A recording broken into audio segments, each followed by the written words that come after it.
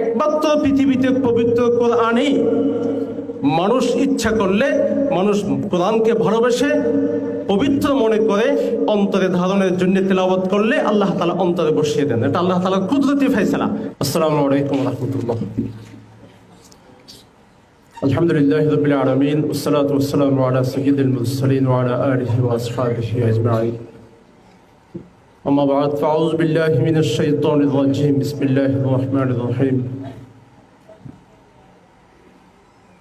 إن علينا جمعه وقرآنه وقال الله سبحانه وتعالى يرفع الله الذين آمنوا والذين أوتوا العلم درجات